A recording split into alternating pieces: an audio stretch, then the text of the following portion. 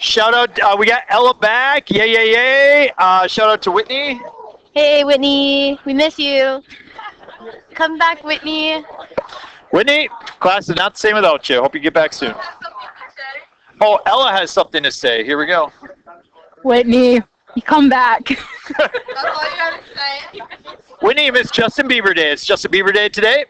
We will dedicate this problem to Justin Bieber. In fact, I will put it in the description on YouTube. Okay? So, Justin Bieber, if you do look up anything on YouTube, you find this. Okay? This is dedicated. Dedicated to Justin. I don't even know how to spell it.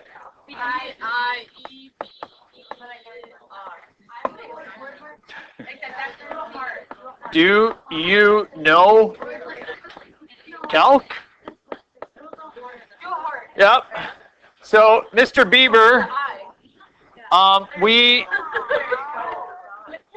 Maddie is in class. She's a big fan of yours. We don't want you to break her heart, okay? Huh?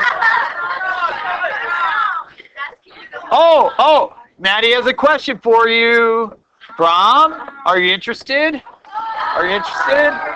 Yep, that's the invite. Yes, she's got your shirt today. We can't see it on here, but Shawn Mendes. Wow. Okay. All right. Every Friday we can have a celebrity. Every Friday we can have it. We can dedicate to a celebrity. All right. I like it. Do I get to pick a celebrity day? Yeah. All right. Yeah, that's what we were talking about earlier. What to call it? Every class is their own. We're talking about office. We're not here. Oh yeah. Every class kind of is organic and coming up with something that's I got it. Okay, here we go. Shh. Last problem. Let's rock it. Okay. Look at this one. I've got 3 terms. Okay, I've got 3 terms going on here, and it is from 2 to 5. So this is unique in that I do not start at 0, and I've got 3 terms, and one of them is a constant. So you're going to be learning 2 new pieces here of how to deal with this, okay? So what is the width of n rectangles? Good, 3 over n. Notice that 3 doesn't pop up anywhere in the problem other than you see that 5 minus 2 is 3. You divide it by n. Now, you'd be used to always saying in this spot, for what x values do you evaluate the sum, you just write 3I over n, but that's not the case here. Remember, x sub I is equal to your a value plus delta x times I. And what is a in this problem? A is 2. So we get 2 plus 3I over n. So if you don't start at 0, then you need to put the 2 plus, okay? Now I'll tell it where to start. Any question about how I got where I got? All right. Express as a definite integral. Integral from 2 to 5. What goes next? 4 plus 2x. 1/2 x squared dx. That is equal to an infinite limit.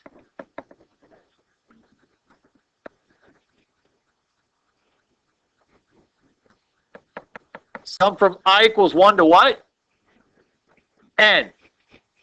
So this is pretty easy, but now what do? We plug in what? Yeah, you plug in x sub I. This thing goes in to wherever you see an x. So it's going to drop into those spots. And I'm going to put a parenthesis around it. 4 plus 2 times the quantity 2 plus 3I over n minus 1/2 times 2 plus 3I over n squared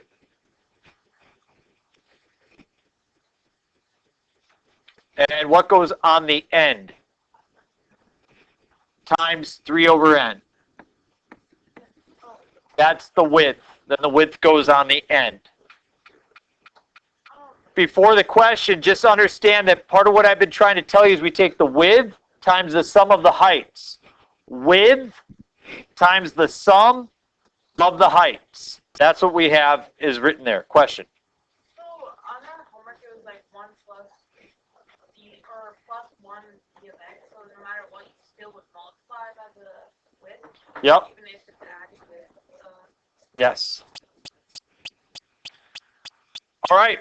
The fact is that these boxes are not going to be able to stay kind of in the same spot for us because we got a lot of work to do here. But first, Trey Dog. Can you turn to 2 plus 3i over n into a single fraction, or do you want to keep it in that form? Good question. So right now, Trey is recognizing that you could write this as, say, 2n plus 3i all over n, make it as one fraction. That's an option. It's going to be to our advantage right now to just leave it like this. Because if you look, 2 times 2 is 4, and we'll be able to combine that with 4. And if you look here, if you square 2, you get 4 times 1/2 is 2. So you're going to be subtracting 2 off. So we're going to have some terms that are going to combine together. So this is the calculus for the most part. Right now, we've just got some algebra to do. Let's be careful with the algebra. Do you see that we could easily make a mistake there? So we're just going to have to write it out and be careful. So here we go. Limit. I like these new markers.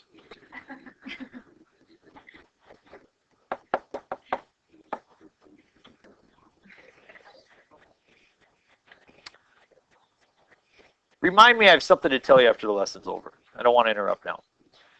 So I've got 4 plus, and let's distribute that 2. So you get what? 4 plus 6i over n. Minus, I'm going to square that out eventually. I'm first going to write the 1/2. Because this is going to take a little bit of work. We're not going to take really any shortcuts here. We're going to write it all out. Because I would definitely make a mistake here. If I square this out, I'll get 2 squared, which is 4, plus, and then you'll get 2 times 3i over n, and then 3i over n times 2. So it will be 6i over n plus 6i over n, which as Luke said is 12i over n. Oh, okay, sorry, I'll write it out. Yep. So we have 2 plus 3i over n times 2 plus 3i over n. So we have the 2 times the 2 is 4. 2 times 3i over n is 6i over n. 3i over n times 2 is 6i over n. And then that last part will be 9i squared over n squared. Everybody see it now when I FOIL it out? So sorry about that.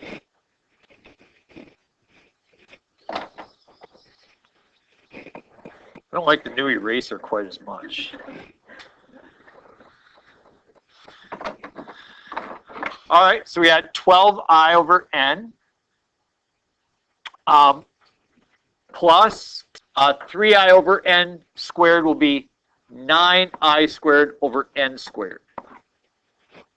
And notice that this parenthesis closes this one, so I need another parenthesis, and what goes on the end? 3 over n. Yep, so got that. Ugh, that was a lot of work. Okay, so in this step, I'm going to multiply by 1/2.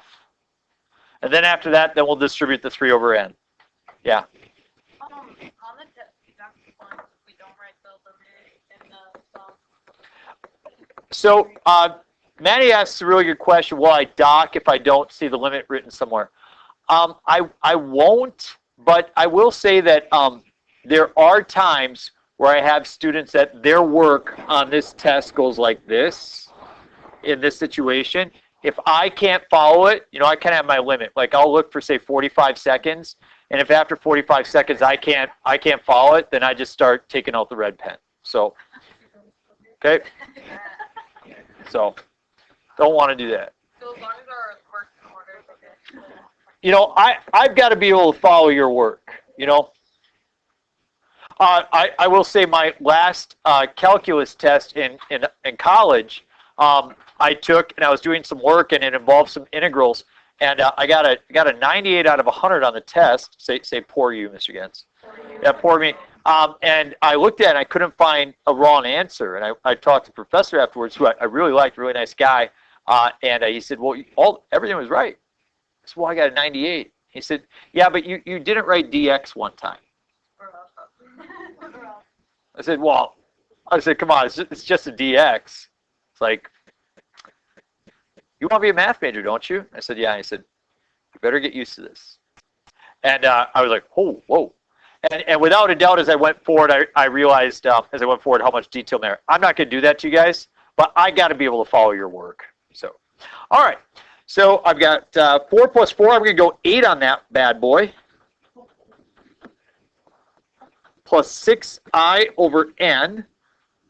And I'm going to distribute that 1/2. And what do we get? Minus 2. 6i over n. Yep. So the 2 ends up in the denominator. Okay, this is actually kind of coming together a little bit here. What do you notice about this? Yeah, the 6i over n's, those cancel, don't they? That's really, really handy. And furthermore, not only do those cancel, but the 8 minus the 2, that becomes 6, doesn't it? So all of a sudden, we only have 2 things that we're going to be working with for sums. That's kind of fortunate. Whoever wrote that problem for sure was a nice guy. Limit as n goes to infinity of the summation from I equals 1 to n of, you can see here, we're going to have 6 times 3 over n, so I'm going to write that as 18 over n. And then I'm going to have 3 over n times this, which will be a 27i squared over 2n squared. Whoop, 2n cubed.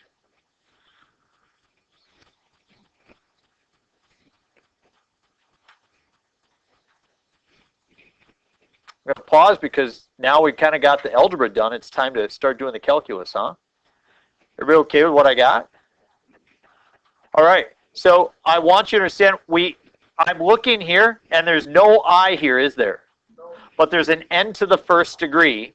And then here there's an I squared, there's an n to the 3rd degree. So the n should always be 1 degree higher than what you see for I. And we have that. But this is the first time that you haven't had an I, and we'll talk about what to do. So I'm first going to write it as the limit of 2 sums, as n goes to infinity of, and there's a couple ways to do this. I'm going to leave the 18. I'm going to write 1 over n out front, times the summation from I equals 1 to n of 18. Now, if you did move the 18 over n out front, what would be sitting there? 1. I'm going to leave the 18 because I think it's going to help you understand better. You can do it either way, but I'm going to leave that 18 minus, and then what do I put out front for the next one? 27 over 2n cubed summation from I equals 1 to n of I squared. And this is where we said, well, you know what? We got to get rid of these summation things. Those have to disappear. And so there's something that we want to put in its place. What I'd like you to do is look and talk to your peers and see if you can come up with the 2 things that go there. Okay? Try to come up with that. Go.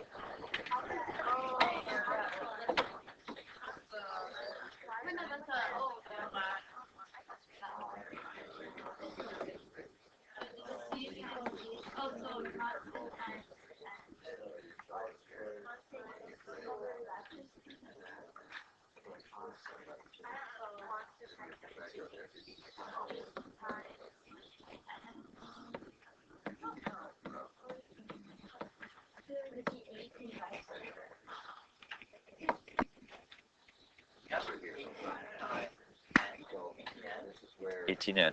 Yep.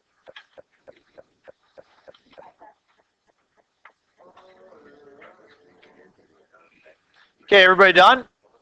What do we put in for the summation from I equals 1 to n of 18? 18n. We have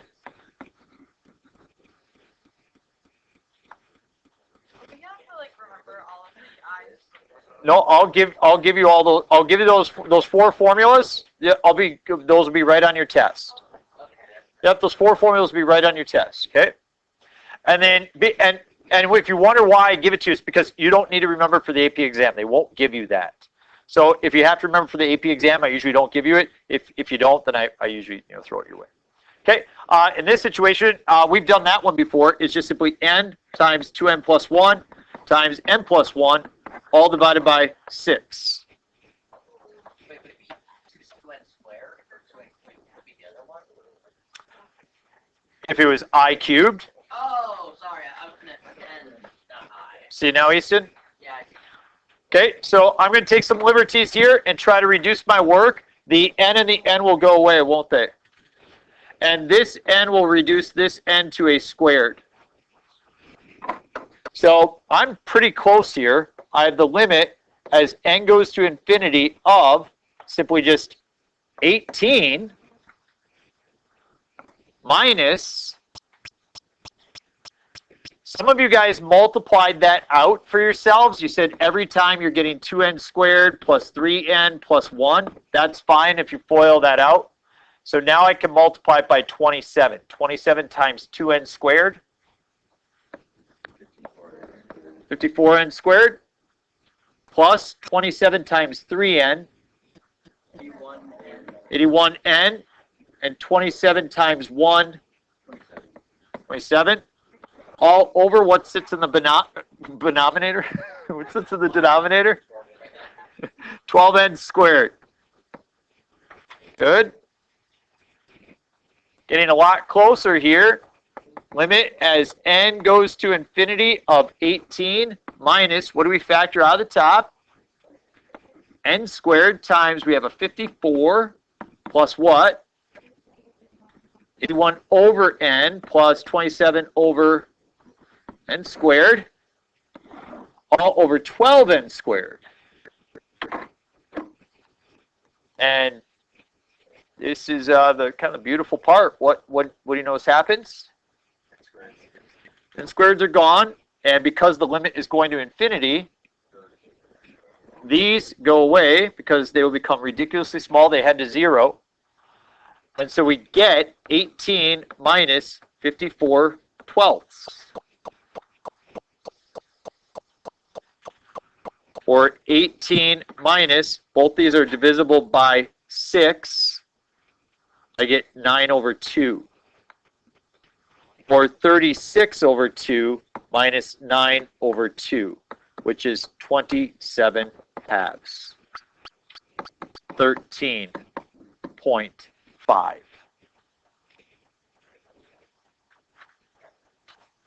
I would like to check my result.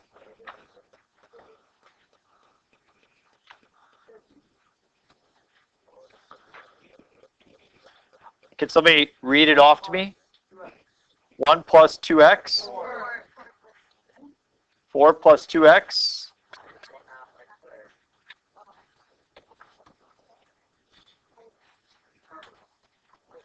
Looks like a parabola. I'm going from 2 to 5. So second, calculate. Number 7, from 2 to 5. Just feels so good. It's like, oh yay, look at that. That's pretty cool. It's good stuff. You're ready to complete all 8. Maddie has a question on a midpoint problem. We're going to go over that. In case Whitney has the same question, I'm going to leave everything up there. But I will move the calculator. I would encourage you that you should be coming back on Tuesday, hopefully with basically everything wrapped up for calculus. Maybe just a couple problems you're confused on, but try to feel like you're good and ready to go. Because next week, we enter 5.3, and then the following week, we'll be testing. So we're kind of getting close to the end of this first unit and ready for our first test for the unit, okay? So good job. At the end of the day, it's a lot of work, but at the end of the day, you have to admit it is kind of cool, isn't it? Like the level of complexity that we're working with and just the amount of algebra and then the calculus and everything, you do feel pretty smart when you're doing it. So good job. Good job.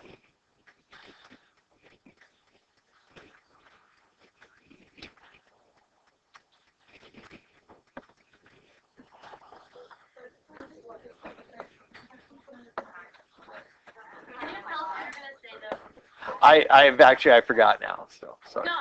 Yeah. I knew you were gonna forget. Yeah. I was gonna say that. I was gonna say telephone word. That's hindsight bias. Okay. Yeah. Like, oh, I knew that was for you.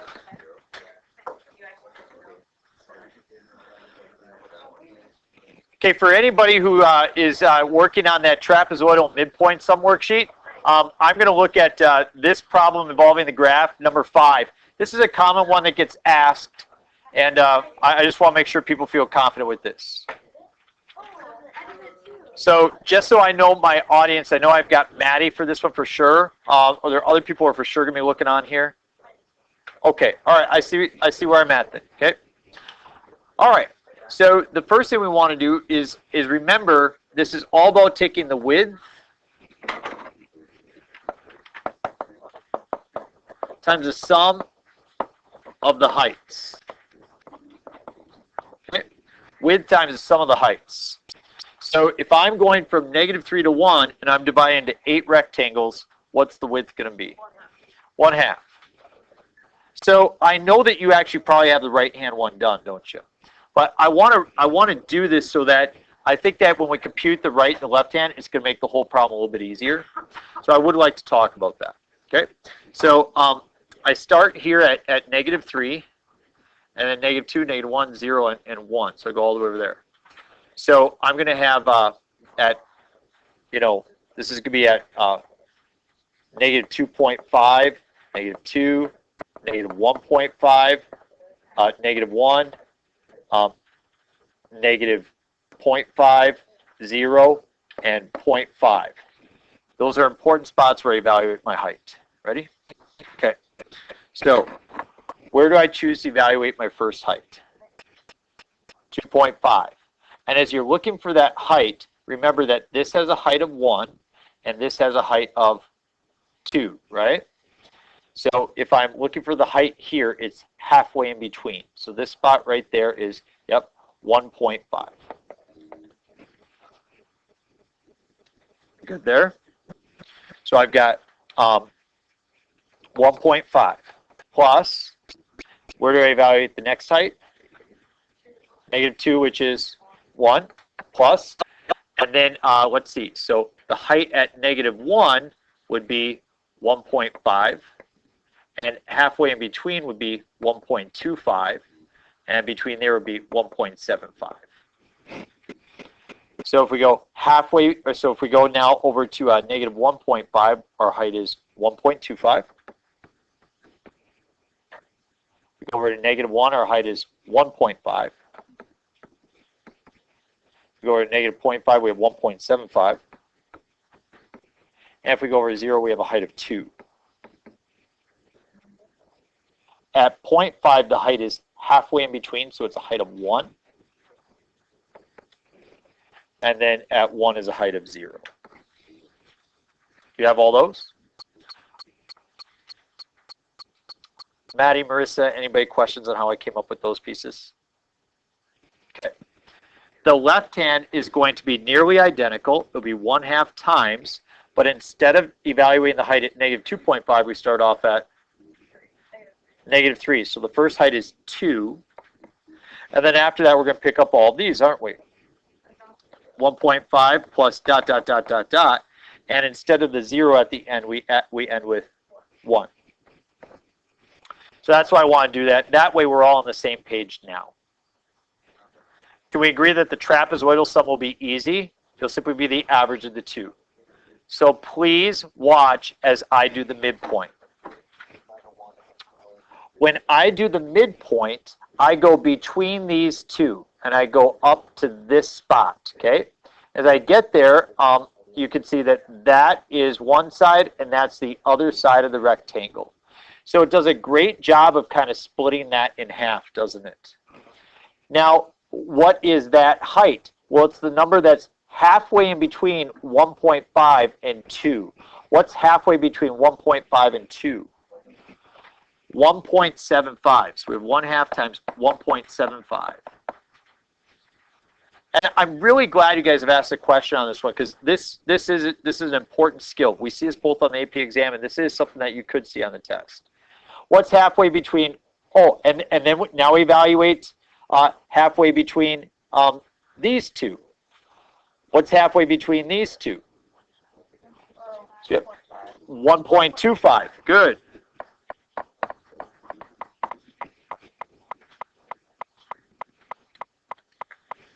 Now you have halfway between 1 and 1.25. Halfway between 1 and 1.25 is 1.125.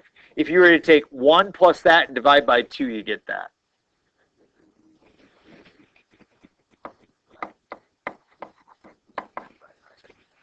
Now you need halfway between 1.25 and 1.5.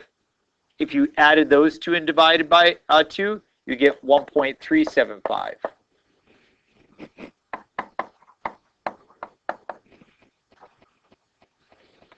Now we need halfway between 1.5 and 1.75. That'd be 1.625.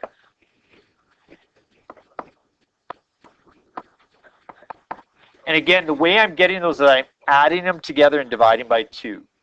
And then 1.75 and 2 halfway between is 1.875.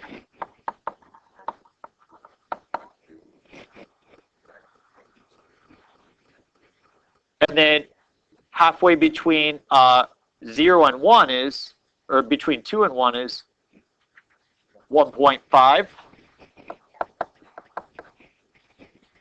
And halfway between 0 and 1 is 0.5. So that's how I come up with those values. So once I've marked off the ones for the right hand and the left hand, then I go halfway between for the midpoint. Is that a little bit better? That's not easy. I said don't feel like that should just be super easy. That's requires some good thinking. Okay. Now you also said what? Oh, good. For x squared from -3 to 5, I'm going to use this space right up here to draw out my interval. -3, what is the width of each one?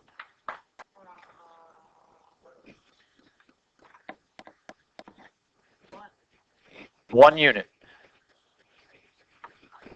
Yep, you are right. You're right. So 1 is the width.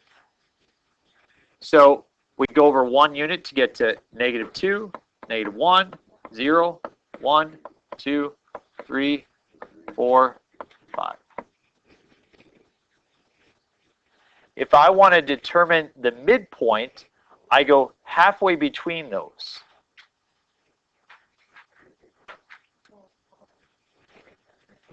Yeah, so you would take -2.5 and plug it into the function.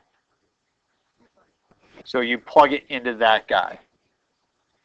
And that will give you your height.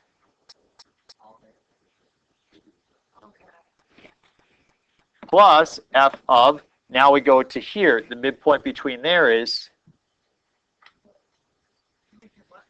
between these two is -1.5. And you plug that into the function. Plus ... plus all the way until you get to the end, which would be f of 4.5.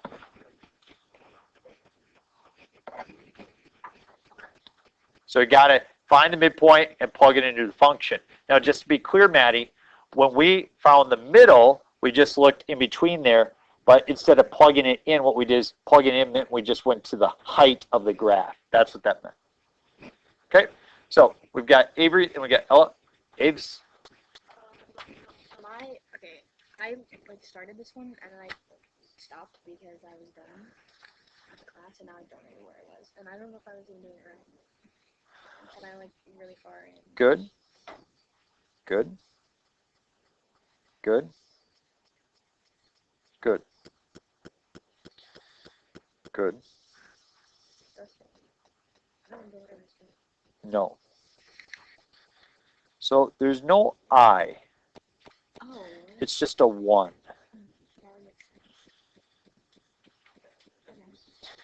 And so therefore, in the summation, this just gets replaced with 1n. Okay. Do you see now? Yeah. See if that takes care of it for you. Yes. I figured it out when you were doing that problem. Okay. Let me pause this video. Justin Bieber, if you watched, we hope you understood what was going on.